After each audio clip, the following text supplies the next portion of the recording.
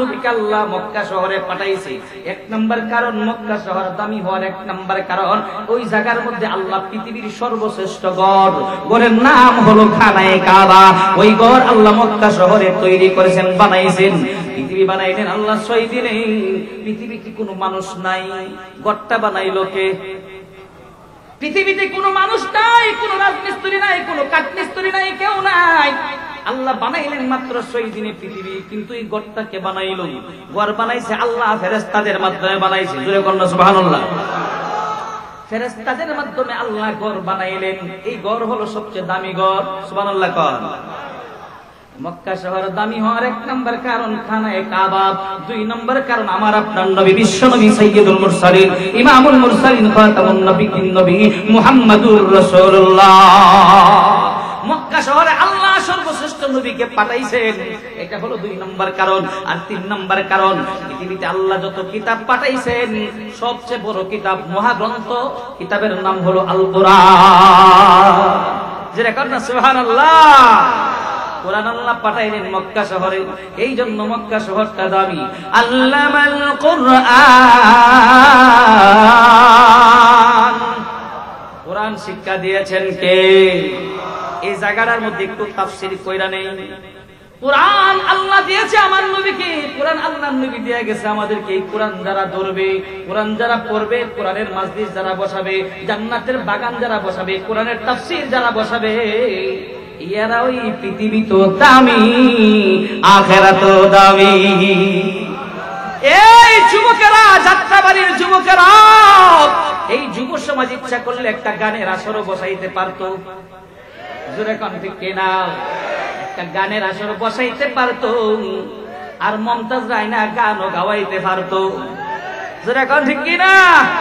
আসতেছে আব্দুল খালেক শরীয়তপুরি, দেখবেন সুন্দর সুন্দর মমতাজের গান গাইবে। গান গাইতো না? কি সুন্দর সুন্দর গান গা, ইউটিউবে তো বোঝা যায় আব্দুল খালেক শরীয়তপুরি মমতাজের গানগুলা কেমনে গায়। গায়কে গায় না, কিন্তু আমি এতটা এই ধরনের গান গাইতে পারি না। মাঝে মাঝে ইসলামী সঙ্গীত গাইতে পারি। আমার ভাইয়েরা ভালো করে বলবেন, আব্দুল খালেক শরীয়তপুরি সাহেব সারা বাংলাদেশের জনপ্রিয় আলোচক। উনি আসবেন, উনি আইসা আলোচনা করবেন। এই যুবকেরা মমতাজের গান না বসায় আর কোরআনের মাহফিল বসাইছে, তাফসীর মাহফিল বসাইছে। এই তাফসীর মাহফিলের উসিলায় আল্লাহ যুবকদেরকে মাফ করে দিতে পারে কি পারে না? যেই জায়গার মধ্যে কোরআনের আলোচনা হয় ওই জায়গাটা বড় দামি, বড় দামি। এই জান্নাতের বাইগানটা এখন কতটুকটা, এখন কতদিন খায়রুম মিন ইবাদাতি 60 সানাম। ইলমে দ্বীন চর্চার একটা মজলিস 60 বছর নফল ইবাদত করার চাইতে উত্তম। সুবহানাল্লাহ কইতেন না? যারা কষ্ট করে জান্নাতের বাগানে বসে গেছে, আল্লাহ তাদের আমল নামায় 60 বছর নফল ইবাদতের সওয়াব লেখা দিয়েছে। আর যারা এখনো বসতে পারে না, জান্নাতের বাগানে ঢুকতে পারে না, এরাও কি সেই সওয়াব পাবে? তাইলে ভিতরে বসার দরকার আছে কিনা নাই? আর একটু জোরে কোন আছে কিনা নাই? কোরআন যেই জায়গায় থাকে সেই জায়গা দামি। কোরআন আছে আপনাদের আব্দুল হালিম মোল্লা, আপনাদের মাদ্রাসার হুজুরের মধ্যে কোরআন, মাদ্রাসার মধ্যে কোরআন আছে। এই মাদ্রাসার মধ্যে বাচ্চাগুলো কোরআন পড়েন। আমাদের বাংলাদেশের ঐতিহ্যবাহী যেই মাদ্রাসাগুলো আছে এর মধ্যে একটা মাদ্রাসা হলো যাত্রাবাড়ি হযরতের মাদ্রাসা। জোরে কথা ঠিক কিনা? এই যাত্রাবাড়ি হযরতের মাদ্রাসা, যেই মাদ্রাসার মধ্যে 7 থেকে 8,000 ছাত্র আছে রে, এই মাদ্রাসা দামি, বড় দামি। কেন দামি? সেই জায়গায় কোরআন পড়া হয়, এই জায়গায় দামি, এই জায়গা বড় দামি। এই এলাকার মধ্যে যত মাদ্রাসা আছে প্রত্যেকটা মাদ্রাসা দামি। দামি হওয়ার কারণ একটাই, ওই মাদ্রাসাগুলোর মধ্যে কোরআন পড়া হয়। মহান মালিকের দরবারে অসংখ্য অগণিত শুকর আদায় করছি, যিনি অত্যন্ত দয়া করে, মায়া করে, স্নেহ করে, ভালোবেসে এই সুন্দর পরিবেশে আজিমুসান জান্নাতের বাগানে যিনি আমাদেরকে আসার মতো, বসার মতো, দিনই কথাবার্তা বলার মতো, শোনার মতো যে মহান মালিক আমাদেরকে সুযোগটুকু করে দিয়েছেন, সর্বপ্রথমে সেই মহান মালিকের দরবারে শুকর আদায় করছি। সকলে উচ্চ আওয়াজে বলিষ্ঠ কণ্ঠে বলে আলহামদুলিল্লাহ। সমস্ত প্রশংসা কার জন্য? আর একটু জোরে বলুন, কার জন্য? আল্লাহর প্রশংসা করে আজকের আলোচনা শুরু করলাম। পবিত্র কোরআন শরীফের ২৭ নম্বর পারা, ১১৪টি সূরার মধ্যে ৫৫ নম্বর সূরা। সূরার নাম হলো সূরাতুর রহমান। যেই সূরার ভিতরে আয়াত আছে ৭৮টি, রুকু আছে ৩টি। সূরা নাজিল হয়েছে মদিনায়। এই ৭৮টি আয়াতের মধ্যে আমি আপনাদের সামনে তেলাওয়াত করেছি ৭টি আয়াত। বিশ্বনবী হযরত মুহাম্মদুর রাসূলুল্লাহ সাল্লাল্লাহু আলাইহি ওয়াসাল্লামের সহিহ হাদিসগুলোর মধ্য থেকে দুইখানা সহিহ হাদিস তেলাওয়াত করেছি। ৭টি আয়াত, দুটি হাদিসকে সামনে রেখে কিছু আলোচনা করব। ওমা তাওফীক ইল্লা বিল্লাহ। তাহলে আসুন সর্বপ্রথমে যে আয়াতগুলো তেলাওয়াত করেছি আয়াতের তরজমা, এরপরে আয়াতের তাফসীর, হাদিসের তরজমা, হাদিসের উপরে কিছু আলোচনা।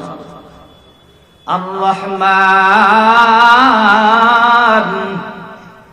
আল্লামাল কুরআন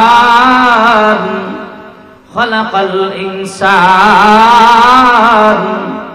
আল্লামাহুল বায়ান। আল্লাহ তাআলার ৯৯টি নামের মধ্যে একটি নাম হলো রহমান। আল্লাহর একটি সিফাতি নাম হলো রহমান। আর রহমান শব্দের অর্থ পরম করুণাময়ী দয়াল আল্লাহ। আল্লামাল কুরআন, কুরআন শিক্ষা দিয়েছেন। খালাকাল ইনসান, মানুষ সৃষ্টি করেছেন। আল্লামাহুল বায়ান, সেই মানুষকে কথা শিক্ষা দিয়েছেন। যেরকম সুবহানাল্লাহ। আশ-শামসু ওয়াল কমারু বিহুসবান, আশ-শামসু সূর্য, ওয়াল কমারু চন্দ্র, হুসবান তারা তাদের প্রভুর কথা অনুযায়ী চলছে, হিসাব মতো চলছে। জোরে কোন সুবহানাল্লাহ। والنجم والشجر يسجدان,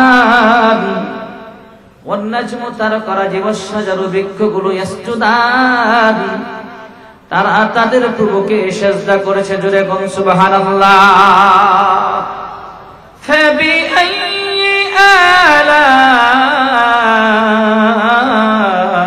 آلاء ربكما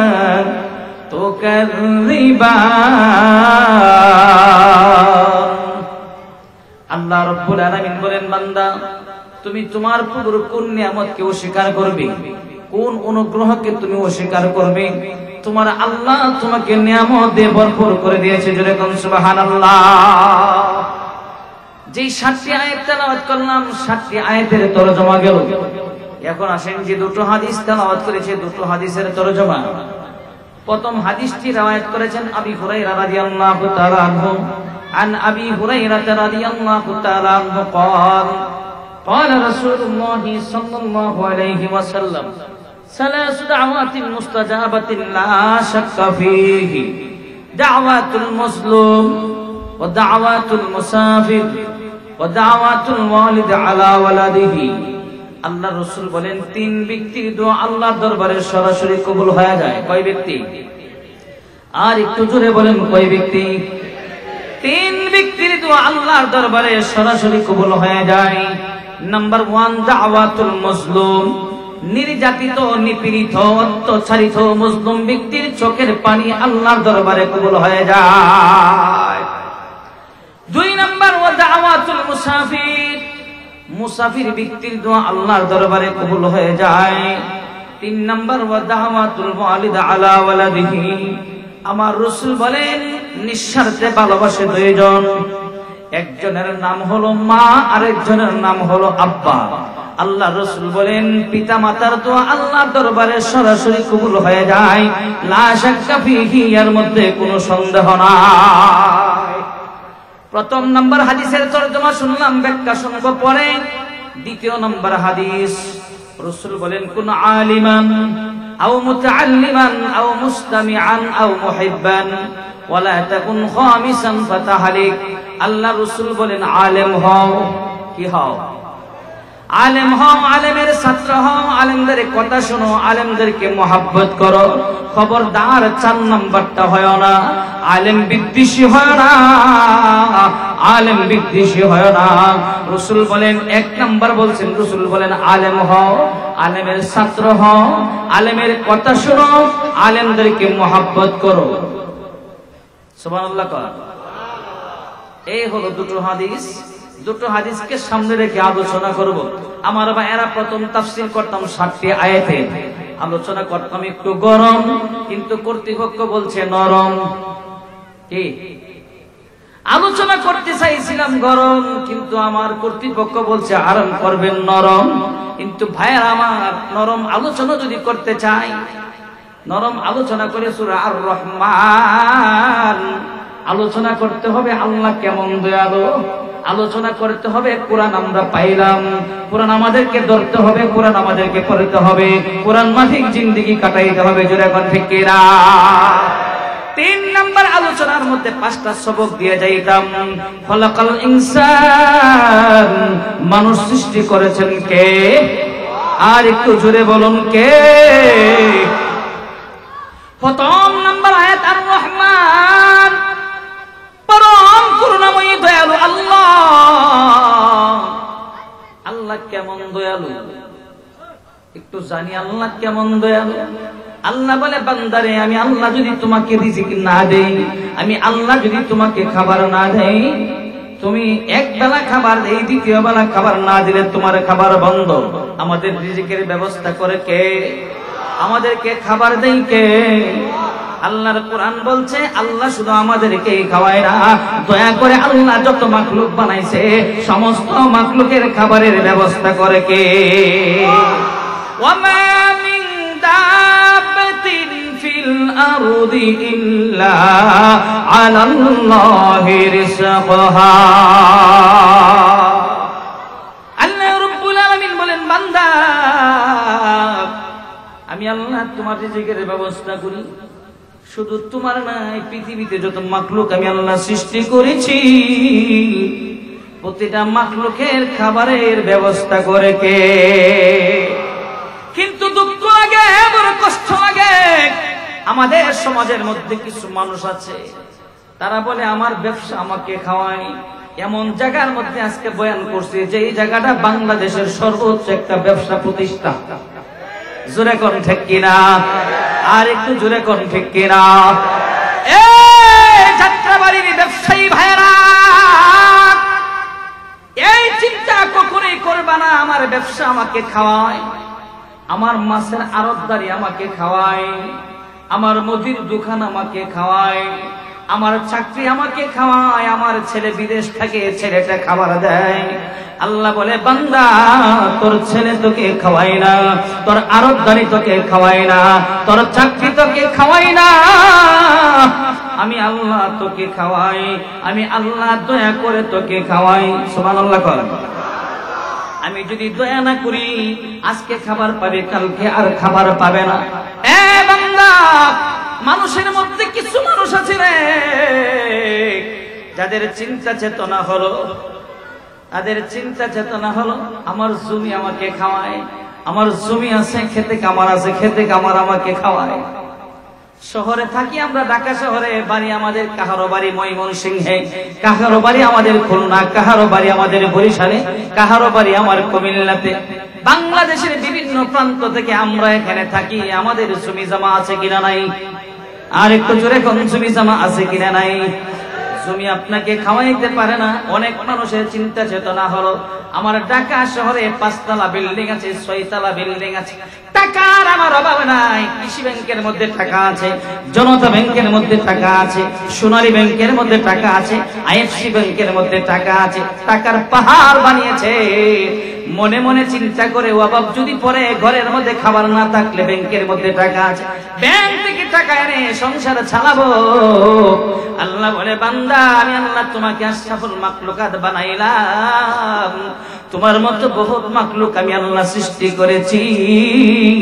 বান্দারে গরু বানাইলাম, ছাগল বানাইলাম, কুকুর বানাইলাম, শিয়াল বানাইলাম, কত কিছু আমি আল্লাহ বানাইলাম, এদের কোনো কৃষি ব্যাংক নাই, জনতা ব্যাংক নাই, সোনালী ব্যাংক নাই, এদের কোনো ব্যাংক বিলেস নাই, এদের কোনো শ্রমী জামা নাই, এদের কোনো ব্যবসা নাই, এদের কোনো চাকরি নাই, এদেরকে খাবার দেয় কে? আর একটু জোরে বলুন কে?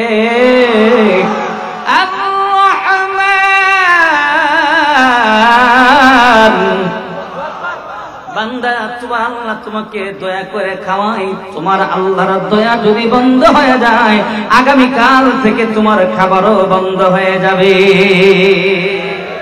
এ বান্দা, আমি আল্লাহ তোর শুধু খাবারের ব্যবস্থা করি না রে, একটু চিন্তা করে দেখেছো কি?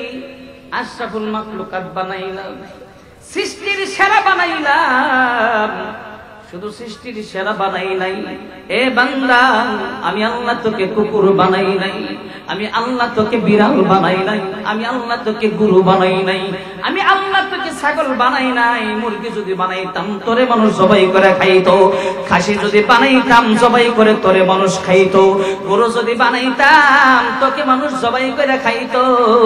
আমি যদি তোরে কুকুর বানাইতাম রাত্রের বেলা তুই খাবার খুঁজতে, আমি আল্লাহ যদি তোকে শিয়াল বানাইতাম রাত্রের বেলা গর্ত থেকে বের হয়ে তুই খাবার খুঁজতে। এ বান্দা, আমি আল্লাহ তোরে শিয়াল না বানাইয়া, কুকুর না বানাইয়া, দয়া করে আমি আল্লাহ তোরে মানুষ বানাইলাম। শুধু মানুষ বানাই নাইলাম না রে, আমি আল্লাহ তোকে মানুষের মধ্যে শ্রেষ্ঠ মানুষ বানাইলাম। আর একটু জোরে করুন সুবহানাল্লাহ। মানুষ হইলেই মানুষ জান্নাতে যাবে না, মানুষ হইলেই মানুষ জান্নাতে যাবে না। এ যুবক, বাংলাদেশের প্রাণ কেন্দ্রের মধ্যে মাহফিল করছো তোমরা, যুবক রে, মানুষের মধ্যে মানুষ হতে হবে।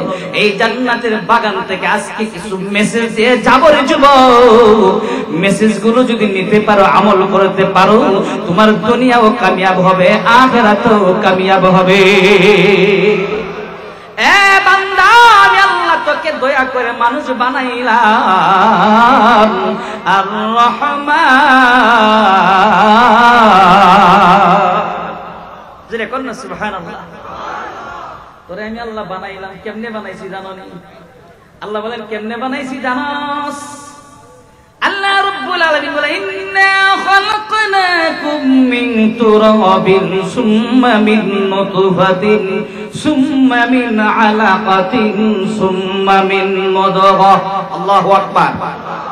এ বান্দা, তোর কোন অস্তিত্বই ছিল না রে, তুই আগুন পানি মাটি বাতাসের মধ্যে ছিলি, তোর কোন অস্তিত্বই ছিল না। কিসের এত বাহাদুরি করিস?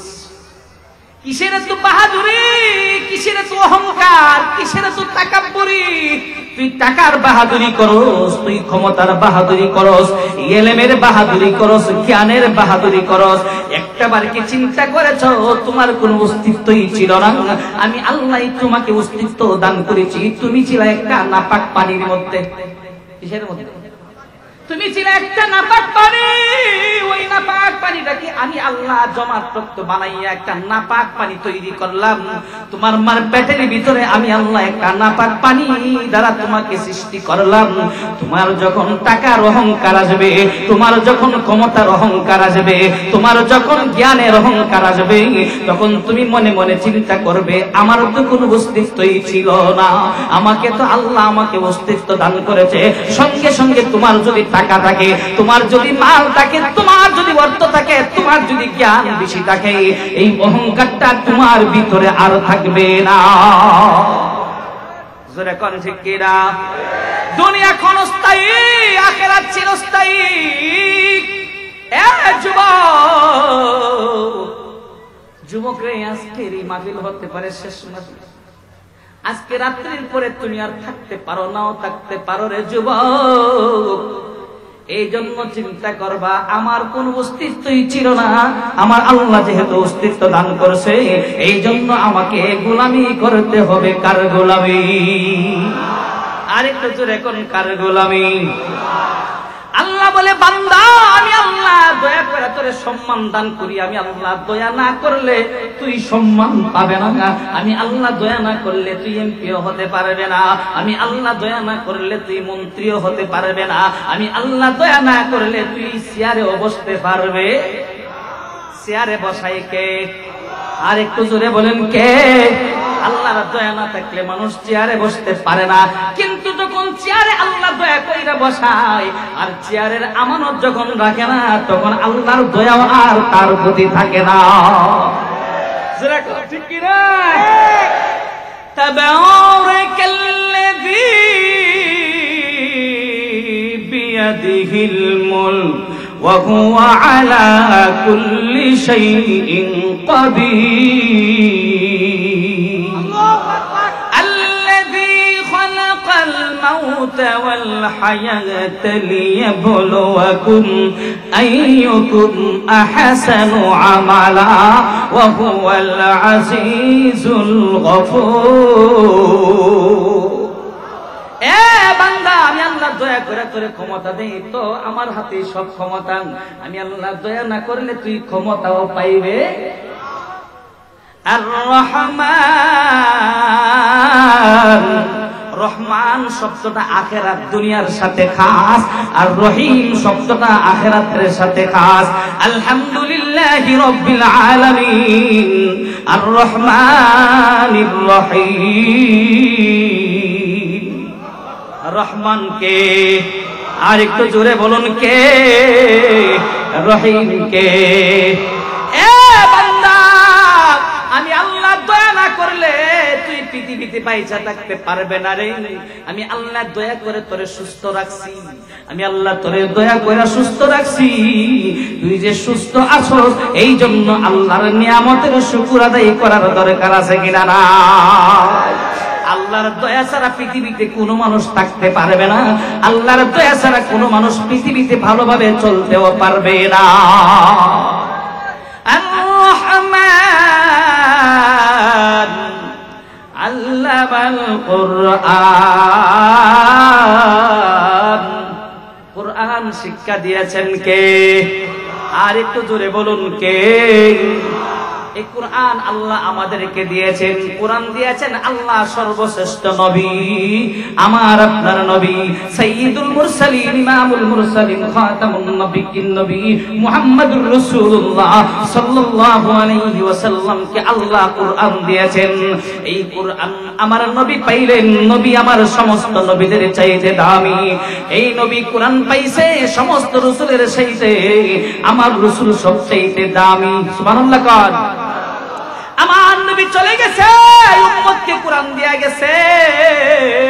এই জন্য যত উম্মত পৃথিবীতে আছে সমস্ত উম্মতের চাইতে বিশ্ব নবী মুহাম্মদুর রাসূলের উম্মত দামি। আর একটু জোরে কন্না সুবহানাল্লাহ। আমরা দামি হওয়ার কারণ পাইলাম কোরআন, আমার নবী দামি হওয়ার কারণ পাইলাম কোরআন। এখন আসুন, পৃথিবীর মধ্যে সবচাইতে দামি একটা শহর আছে, এই শহরটার নাম কোন শহর? ঢাকা শহর। কোন শহর? এক জায়গায় জয়েন করতে গেলাম কুমিল্লা, জায়গার নাম হলো ইলটগঞ্জ, নামটা করে জায়গা। গত 3 দিন আগে 22 তারিখ কে বলছিলাম কোন শহর সবচেয়ে দামি শহর? এক লোক হতো ঢাকা শহর দামি। কোন শহর দামি? আমি একটা কবিতা বানাইছি, বলবো?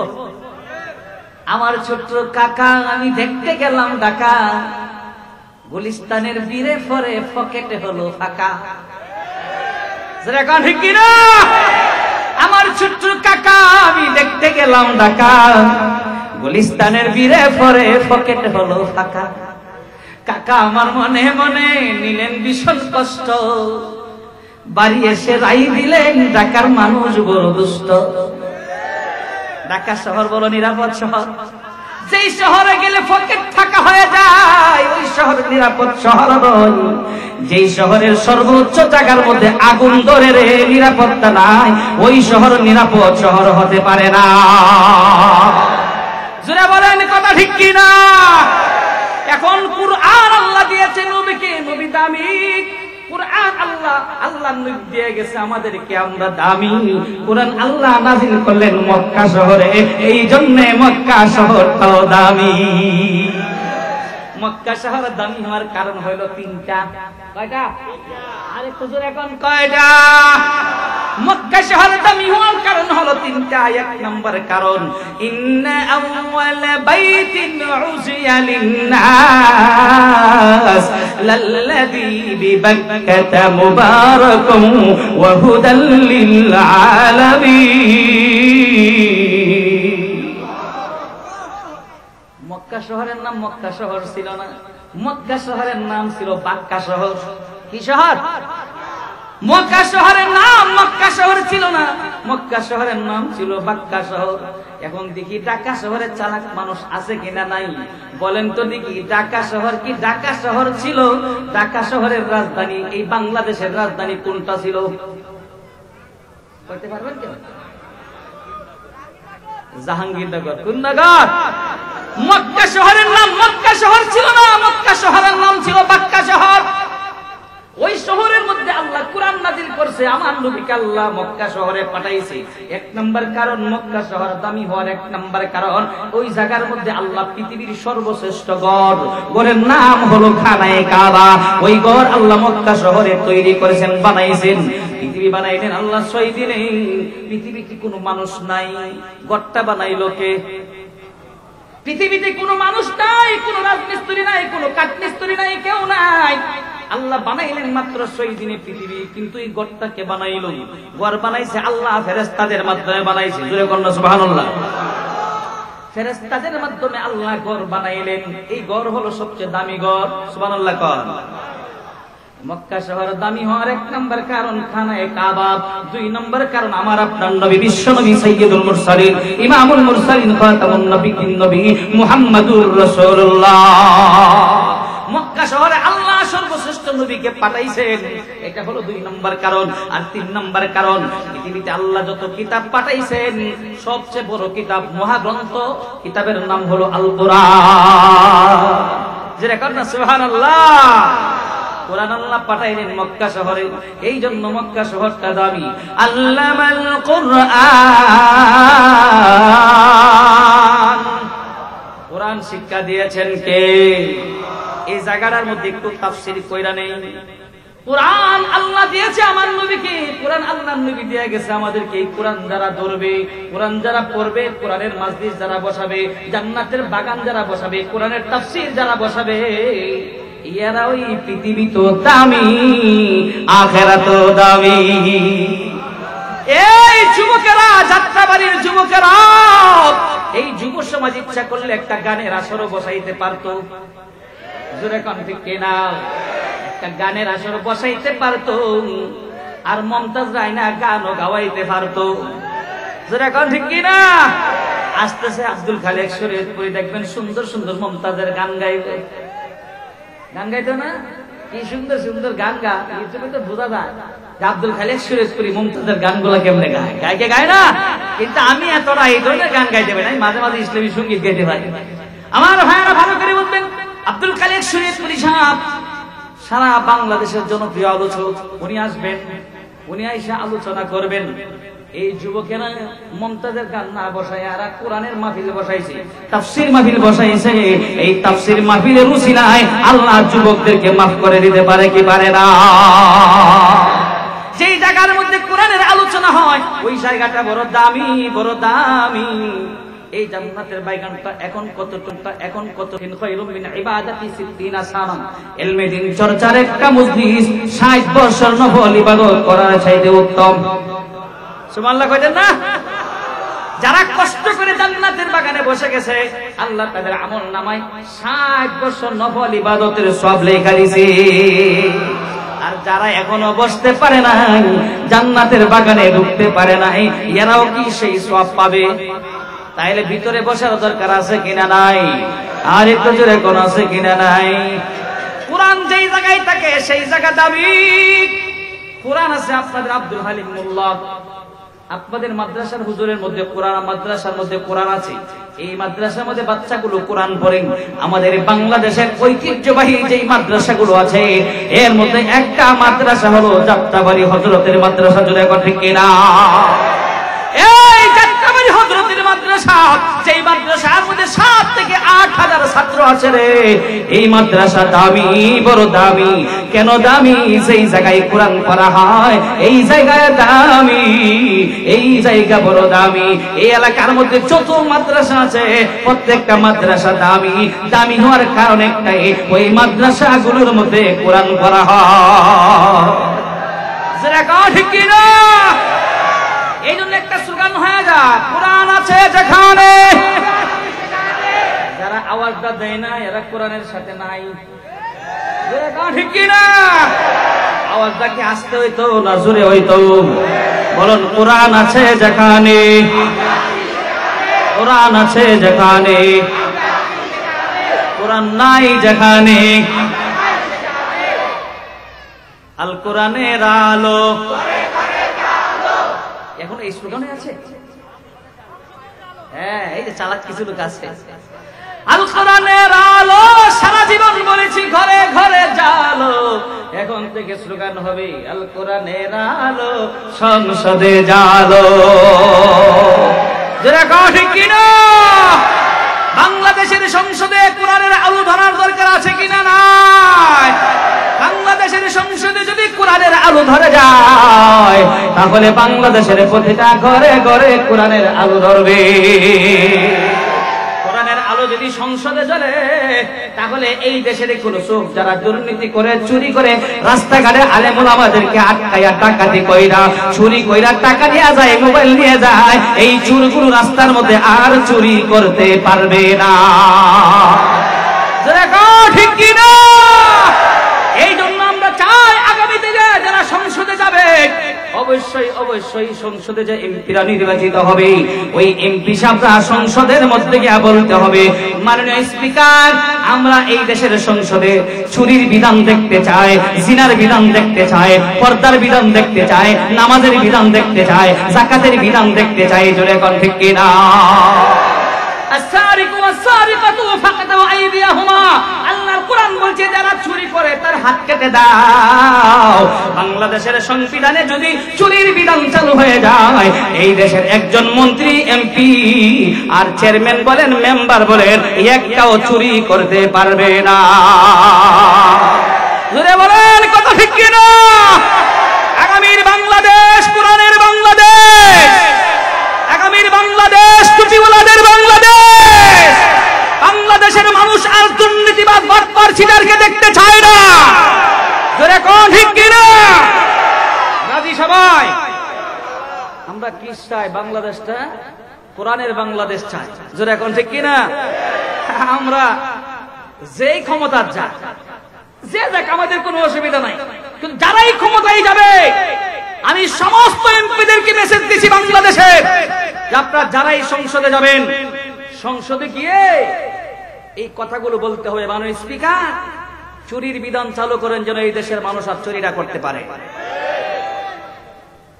যদি চুরির বিধান চালু হয়ে যায় তাহলে রাস্তার মধ্যে রডের বদলা আর বাঁশ দিত না। কথা বুঝেননি আপনারা? কিছু স্পষ্ট কথা বলার দরকার আছে কিনা? নাই। আমরা কোন গোষ্ঠী, কোন জাতি, কোন দলকে কেন্দ্র করে কথা বলবো না, কথা বলবো গোটা জাতিকে সামনে রেখে। জোরে কোন ঠিক কিনা? এখানে কে কে আছেন আগামী দিনে কোরআনের বাংলাদেশ দেখতে চান? হাত তুলে আল্লাহকে দেখা। লিল্লাহি তাকবীর, লিল্লাহি তাকবীর, লিল্লাহি তাকবীর। আল্লাহ তুমি হাতগুলো কবুল করো, জোরে করো আমিন। আমার ভাইরা,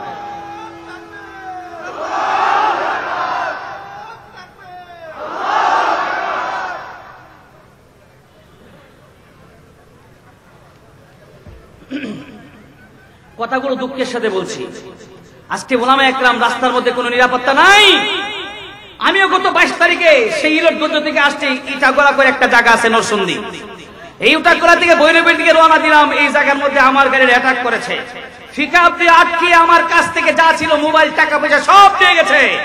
আমি ডাকাতদেরকে বললাম, দেখো আমি দিনের দাওয়াতে প্রতিদিন বের হয়, হাজার হাজার মানুষ আমাদের কথা শুনে, আমাদের টাকাগুলো নিয়ে তুমি কি করবা? আমাদের টাকাগুলো কেন নিবা? মোবাইল কেন নিবা? টাকা নিয়ে যাও, অসুবিধা নাই, মোবাইলটা দিয়ে যাও। ও কি বলে জানেন? যে হুজুর প্রতিদিন তো বহুত টাকা কামায়, আজকের টাকাটা রাখতে দিলাম। চিন্তা করছেন বিষয়? আহা, বললাম মোবাইলটা দিয়ে যাও, কিন্তু মোবাইলটাও দিয়ে গেল না। মানুষ যখন চুরি করে তখন তার ঈমান থাকে না, মানুষ যখন ডাকাতি করে ডাকাতির সময় কোনো ঈমান থাকে না। সাবধানে চুরি করবেন, ডাকাতি করবেন। ডাকাতি করবেন জনগণের টাকা, চুরি করবেন জনগণের টাকা। একজনের কাছ থেকে টাকা চুরি করবেন, তার কাছে হিসাব দিবেন। জনগণের টাকা চুরি করবেন, 20 কোটি মানুষের কাছে হিসাব দিতে হবে। এখন ঠিক কিনা? আগামীর বাংলাদেশ কি বাংলাদেশ চাই? আর একটু যেরকম কিসের বাংলাদেশ? একটা বিধানের কথা বললাম, চুরির বিধান বললাম, আর একটা বিধানের কথা বলি। আয-যানিয়াতু ওয়াজ-যানি ফাজলিদু কুল্লা ওয়াহিদিন মিনহুমা মিআতা জালদা। যদি কেউ জিনা করে তাহলে তাকে 100 বেতের আঘাত করো। কয় শত? বহুত উলামা একরাম এখানে আছে, তাদেরকে সামনে রেখে কথা বলে বলছি, যদি কেউ জিনা করে তাহলে তাকে 100 বেতের আঘাত করো। এই 100 বেতের আঘাত কার ব্যাপারে বিধান? অবিবাহিত পুরুষ এবং নারী হয়ে যদি জিনার মধ্যে লিপ্ত হয়, অবিবাহিত পুরুষ এবং নারী হয়ে যদি ব্যভিচারে লিপ্ত হয়, তার বিধান হলো 100 বেতের আঘাত। কিন্তু যদি বিবাহিত পুরুষ এবং নারী হয়ে খারাপ কাজে লিপ্ত হয়, জিনার মধ্যে লিপ্ত হয়, তার বিচার হলো দুইটা। আল্লাহর কোরআন বলছে বিচার তার কয়টা? আর একটু জোরে বলেন কয়টা?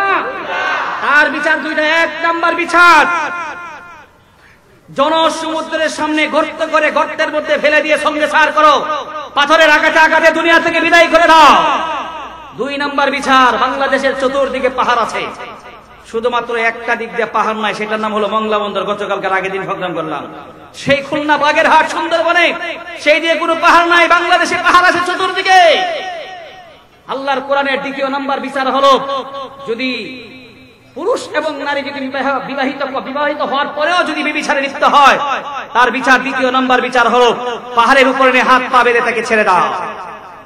বাংলাদেশের সংবিধানে যদি জিনার বিধান চালু হয়ে যায়, আমি আপনাদেরকে যাত্রাবাড়িতে এই জায়গায় সে ঐতিহ্যবাহী মাহফিলের মধ্যে বলে যাচ্ছি, বাংলাদেশের কোন বাঁকাটা ছেলে রাস্তার মধ্যে কোন মেয়েকে এফটিজিং করবে না।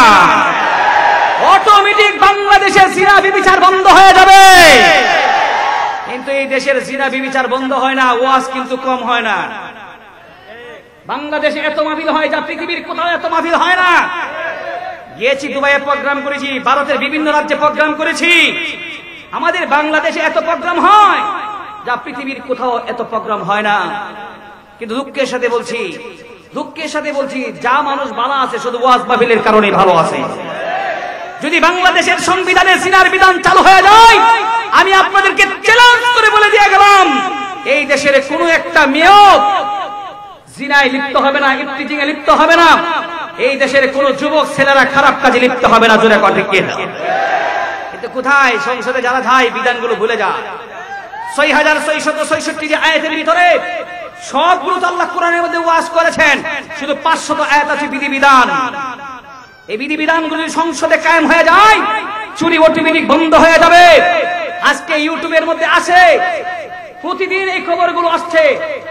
আজকের খবর দেখলাম নারায়ণগঞ্জে এক ঘরের মধ্যে স্বামী এবং স্ত্রীকে বেঁধে ঘরের মধ্যে ডাকাতি হচ্ছে, অস্ত্রের মুখে জিম্মি করে তাদের কাছ থেকে টাকা নিয়ে যাচ্ছে। গতকালকের খবর, এর আগের দিন তো আমার খবর বললাম, গতকালকের খবর, সেই ব্রাহ্মণবাড়ির এক বক্তাকে রাস্তার মধ্যে আটকেছে, মাধবপুরে আটকে তার কাছ থেকে টাকাগুলো নিয়ে গেছে। আমি বলতে চাই, বাংলাদেশে যদি চুরির বিধান চালু না হয়, তাহলে যেভাবে চুর এবং ডাকাত বের হয়েছে, না জানি ঢাকা শহরের মানুষগুলো কতটুকু নিরাপত্তায় থাকতে পারবে আল্লাহ বাবা জানে। এই জন্য চুরগুলো যদি বন্ধ করতে চায়, ডাকাতি যদি বন্ধ করতে চায়, বাংলাদেশের সংসদে চুরির বিধান চালু করার দরকার আছে কিনা নাই? জিনার বিধান চালু করার দরকার আছে কিনা নাই? আল্লাহ তুই বুঝদান করে, জোরে কোন আমিন। আমরা বয়ানের মধ্যে আয়েশা পর্দার কথা বলি, পর্দার কথা বলি না? পর্দার কথা আল্লাহ কোরআনে বলে নাই? ওয়াকারনা ফি বুয়ুতিকুন্না ওয়ালা তাবাররাজনা তাবাররুজাল জাহিলিয়াতিল উলা। পর্দার বিধান প্রাথমিক যুগে ছিল না, কিন্তু আল্লাহ যখন এই আয়াত নাযিল করলেন তখন এই পর্দার বিধান চালু হয়ে গেল। এখন নারীরা পর্দার ভিতরে থাকতে হবে। কিন্তু আমরা যখন পর্দার কথা বলি, কিছু নাস্তিক তখন আলেমদেরকে মৌলবাদী, জঙ্গিবাদী বলে। জোরে কোন ঠিক কিনা? আর একটু জোরে কোন ঠিক কিনা? ওই সমস্ত নাস্তিকরাই আমাদের বাংলাদেশের মধ্যে মা বোনদেরকে বেহায়াপনার মধ্যে লিপ্ত করেছে। জোরে কোন ঠিক কিনা? এই জন্য আমি বলতে চাই, ঢাকার মানুষ যারাই সংসদে যাবে, সংসদে এই বয়ান যেন আল্লাহ তাআলা তাদের কানের মধ্যে পৌঁছে দেয়। যারা সংসদে যাবে তারা যেন আমার এই বয়ানগুলো শুনে, তারা যেন সংসদে গিয়ে বলে পর্দার বিধান চালু করুন সংবিধানে। অটোমেটিক আমার এই দেশের মেয়েরা যখন ঘর থেকে বের হবে, মেয়েরা অবশ্যই অবশ্যই বুরকা পরে বের হবে। যেটা কোন ঠিক কিনা? আর একটু যেটা কোন ঠিক কিনা? আরে ভাই আজকে যখন আসলাম এই দিক দিয়ে কিন্তু গেছেন আপনারা, আহারে মেয়েরা গেঞ্জি পরে পরে শর্ট প্যান্ট পরে পরে ঘুরতেছে।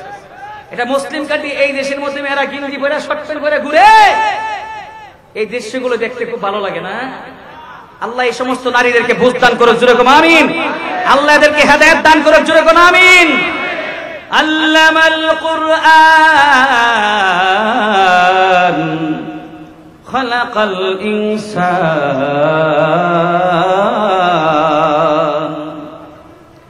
দয়াল আল্লাহ, পরম করুণাময়ী দয়াল আল্লাহ কোরআন শিক্ষা দিয়েছেন, মানুষ সৃষ্টি করেছেন। ইনসান শব্দের ব্যাখ্যা যদি করি, এই ইনসান শব্দের ব্যাখ্যা এই আয়াতের মধ্যে আসছে দুইটা। এক নাম্বার ব্যাখ্যা হলো আল্লাহ রাব্বুল আলামিন দুই প্রকারের মানুষ সৃষ্টি করেছেন। এক প্রকারের মানুষ হলো জন্মগত মানুষ, আরেক প্রকারের মানুষ হলো গুণগত মানুষ। জন্মগত মানুষ আমাদের পার্শ্ববর্তী রাষ্ট্র মোদিও মানুষ, ট্রাম্পও মানুষ, বাইডেনও মানুষ, নেতানিয়াহু মানুষ। আবার এই যাত্রাবাড়ির মধ্যে কিছু মানুষ আছে যারা সুদের সাথে জড়িত, ঘুষের সাথে জড়িত, খারাপির সাথে জড়িত, এমন কিছু মানুষ সমাজে আছে কিনা? না। জন্মগত মানুষ হলে আল্লাহর তৈরি জান্নাতে যাওয়া যাবে না। যেতে চাই আল্লাহর তৈরি জান্নাতে, যদি আল্লাহর তৈরি জান্নাতে যেতে চাই কষ্ট করে গুণগত মানুষ হতে হবে। কষ্ট করে গুণগত মানুষ যদি হতে চাই, যুবক কান পেতে কথাগুলো শোনো যুবক, আমরা সকলেই জান্নাতে যেতে চাই। জান্নাতে যদি যেতে চাই কষ্ট করে 5টা গুণ অর্জন করতে হবে। কয়টা? আর একটু জোরে বলেন কয়টা? এই যুবক, আজকের এই সবকগুলো তোমরা মনোযোগ সহকারে শোনো। 1 নাম্বার গুণ হলো ঈমানিয়াত, বেজাল মুক্ত ঈমান বানাইতে হবে। 2 নম্বরে বেজাল মুক্ত ইবাদত, ইবাদত করবা, ইবাদতের মধ্যে যেন কোনো বেজাল না থাকে। 3 নম্বরে আখলাক, চরিত্র ভালো করতে হবে। 4 নম্বর মুআমালাত, লেনদেন ভালো করতে হবে। 5 নম্বর মুআশারাত, আচার ব্যবহার ভালো করতে হবে। জোরে কোন ঠিক কিনা? আর একটু জোরে কোন ঠিক কিনা?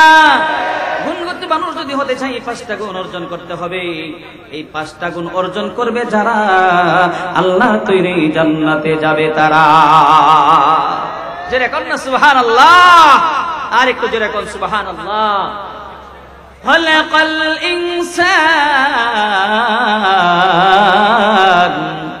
আল্লামাহুল বায়ান। আল্লাহ তাআলা পৃথিবীতে যত মাখলুক সৃষ্টি করেছেন, কোন মাখলুককে আল্লাহ কথা শিক্ষা দেয় নাই। একমাত্র আশরাফুল মাখলুকাত মানুষ, মানুষকে আল্লাহ তাআলা কথা শিক্ষা দিয়েছে। জোরে কোন সুবহানাল্লাহ। আমরা শ্রেষ্ঠ মাখলুক কেন হলাম? আশরাফুল মাখলুকাত কেন হলাম? এই সূরা আর রহমানের 4th নম্বর আয়াত থেকে বুঝলাম আল্লামাহুল বায়ান। আল্লাহ আমাদেরকে কথা শিক্ষা দিয়েছেন যা অন্য কোন মাখলুককে আল্লাহ কথা শিক্ষা দেয় না। জোরে কোন না সুবহানাল্লাহ। আমরা আশরাফুল মাখলুকাত হওয়ার কারণ 3টা। কয়টা? আরেকটু জোরে কোন কয়টা? আমরা আশরাফুল মাখলুকাত হওয়ার কারণ 3টা। আল্লাহর কোরআন বলছে কুনতুম খায়রা উম্মাতিন উখরিজাত লিন-নাস তা'মুরুনা বিল মা'রুফ ওয়া তানহাউনা 'আনিল মুনকার ওয়া তু'মিনুনা বিল্লাহ। 1 নম্বর কারণ সৎ কাজের আদেশ, 2 নম্বর কারণ সৎ কাজের নিষেধ, আর 3 নম্বর পরও আমরা আল্লাহর প্রতি ঈমান এনেছি। শুধু সৎ কাজের আদেশ করব, অসৎ কাজের নিষেধ করব। আশরাফুল মাখলুকাত হতে পারবো না। নামাজের কথা যেমন তাকিদ দেব, যাকাতের কথা যেমন বলবো, রোজার কথা যেমন বলবো, যদি কেউ চুরি করে তাকে নিষেধ দিতে হবে কি হবে না? যদি সে সুদের সাথে জড়িত থাকে তাহলে তাকে সুদ থেকে মুক্ত করার জিম্মাদারি আমাদের আছে কিনা নাই? আর একটু জোরে কোন আছে কিনা নাই? আমরা শ্রেষ্ঠ মাখলুক হওয়ার কারণ 1 নম্বরে সৎ কাজের আদেশ করব, অসৎ কাজের নিষেধ করব, আল্লাহর প্রতি ঈমান আনবো। চিৎকার দিয়ে কোন সুবহানাল্লাহ। আশ-শামসু ওয়াল কমারু বিহুসবান। আশ-শামসু সূর্য, ওয়াল কমারু চন্দ্র হুসবান। সূর্য আল্লাহর কথা অনুযায়ী চলে, চাঁদ আল্লাহর কথা অনুযায়ী চলে। দিনের বেলা সূর্য রাত্রের বেলা যায় না, রাতের বেলা চাঁদ দিনের বেলা আসে না। চাঁদ কার কথা শুনে? আরেকটু জোরে বলেন, কার কথা শুনে? চাঁদ আল্লাহর কথা শুনে, সূর্য আল্লাহর কথা শুনে। এ ভাইয়ারা আমার, চাঁদ যে আল্লাহর কথা শুনে একটাই এক্সাম্পল, যে এক্সাম্পলটা দিব কোন কিতাব থেকে দিব, কিতাবের নামটাও বলে দিচ্ছি। একখানা কিতাব সিরাতের কিতাব, কিতাবের নাম হলো সিরাতে খাতিমুল আম্বিয়া। যে কিতাবটা কওমি মাদ্রাসায় সপ্তম শ্রেণীতে পড়ানো হয়, নাহাবিবিরে পড়ানো হয়, সিরাতে খাতিমুল আম্বিয়া। আরেকখানা কিতাব সিরাতের কিতাব, কিতাবের নাম হলো সিরাতে মুস্তাফা। আরেকখানা কিতাব সিরাতের কিতাব, সিরাতের কিতাবের নাম হলো সিরাতে হালাবিয়া। সিরাতে হালাবিয়ার মধ্যে উল্লেখ করেছে আকাশের চাঁদ দ্বিখণ্ড হয়েছে। সুবহানাল্লাহ কোন? আরেকটু জোরে কোন সুবহানাল্লাহ। এই পৃথিবী সৃষ্টির পর থেকে নিয়ে আজ পর্যন্ত আকাশের চাঁদ শুধুমাত্র একবারই দ্বিখণ্ড হয়েছে। কয়বার? আর একটু জোরে কোন, কয়বার? আকাশের চাঁদ দ্বিখণ্ড হয়েছে শুধুমাত্র একবার। কখন আল্লাহ দ্বিখণ্ড করলেন? মনোযোগ সহকারে কথাগুলো শুনবেন। মক্কার গভর্নর আবু জাহেল, সিরিয়ার গভর্নর হলো, হামের গভর্নর হলো, স্বৈরাচারী সরকার পালাইছে কিছুদিন আগে। 24টা বছর যাবৎ স্বৈরাচারী কায়দায় ক্ষমতায় বসা ছিল। ক্ষমতার মালিক কে? আর একটু জোরে বলুন, কে? ক্ষমতা পাওয়ার পরে যদি কেউ ক্ষমতার অপব্যবহার করে, ক্ষমতা তার কাছ থেকে ছিনিয়ে নেয় কে?